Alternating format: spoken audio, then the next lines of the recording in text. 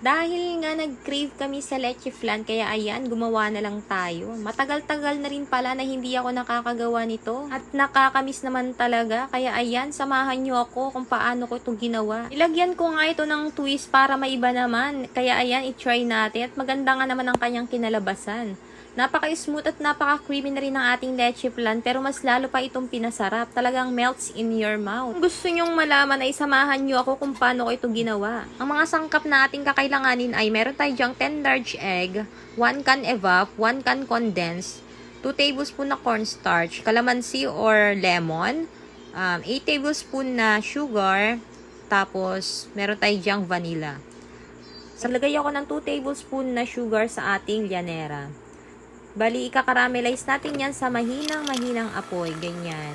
Para hindi siya masunog. Ayun nga, brown sugar ang ating nilagay. Magiging ganyan ang kanyang kulay. Parang dark amber color. I-set aside muna natin yung ating mga na-caramelize na sugar at gagawa na tayo ng ating flan. Ayan. Hiwalay natin yung yolk sa egg white.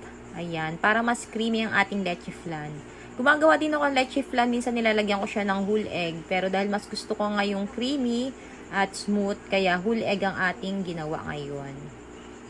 Ayan, isa-isahin lang natin yan. Yung 10 eggs. Paghihiwalayan natin sila. Ganyan yung way ko ng paghihiwalay kasi dyan ako nasanay. Ayan nga, may nahalo pang ano. Nahihirapan ako sa mga egg yolk separator o ano pa man. Kaya kung ano ang ating nakasanayan, yan ang ating gawin. Bali, yan na lahat ng ating yolk. Ayan, gaganyanin lang natin yan. Dahan-dahan. After nyan, ilalagay na natin ng ating condense.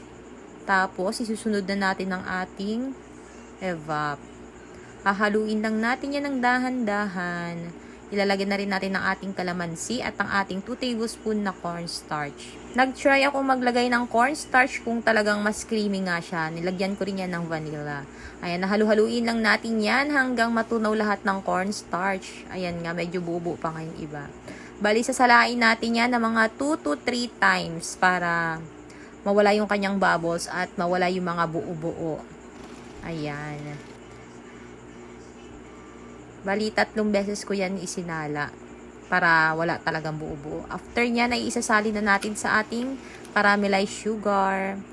Ayan. Bali, nilagyan ko sa natinggo 1 cup. Tapos, yung natira ay paghahati-hatiin ko dyan para mapuno silang lahat. Bali, lalagyan natin ng foil yung ating mga leche flan para hindi matuluan ng tubig. Naglagay din pala ako ng tela dyan sa ating takip kasi yung takip natin ay hindi siya sakto.